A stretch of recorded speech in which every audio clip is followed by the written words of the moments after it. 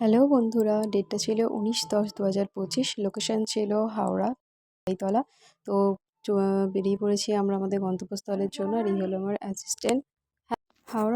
হাওড়াতে পা রেখেছো মানে জ্যামে পড়বে না সেটা হতে পারে না। তো আমরা জ্যাম পেরিয়ে ফাইনালি পৌঁছালাম আমাদের গন্তব্যস্থলে। আর আমার অ্যাসিস্ট্যান্ট আমার সাথে সাথে চলেছে। গিয়েই ওরা আমাদের অফার করলো দুপুরে লাঞ্চ করে নেওয়ার জন্য। আমরাও দেরি না করে বসে পড়লাম। তো বেশ পেট পুড়ে খেয়ে পেলাম আমার ব্রাইডকে হাতের কাছে পাক্কা 2 ঘন্টা পর। ভীষণ টেনশন হচ্ছিলো সময়ের মধ্যে কমপ্লিট করতে পারবো কিনা।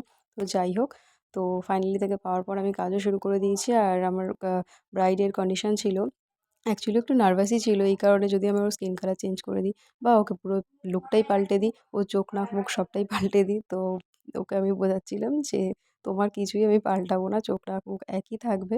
শুধু ওর ডিমান্ড ছিল যে ও লেন্স পরবে না, আইল্যাশও পরবে না। তো এটা হলো ওর ফাইনাল লুক। তোমরা দেখো এবং কমেন্টে অবশ্যই জানিও যে ওকে উইদাউট আইল্যাশ উইদাউট লেন্স কেমন লাগছে। ফুল লুকটা কমেন্টে অবশ্যই জানিও। আর দেখা হচ্ছে পরের একটা ভিডিওতে খুব শিগগিরই। ততক্ষণ টাটা, সবাই সুস্থ থেকো, ভালো থেকো।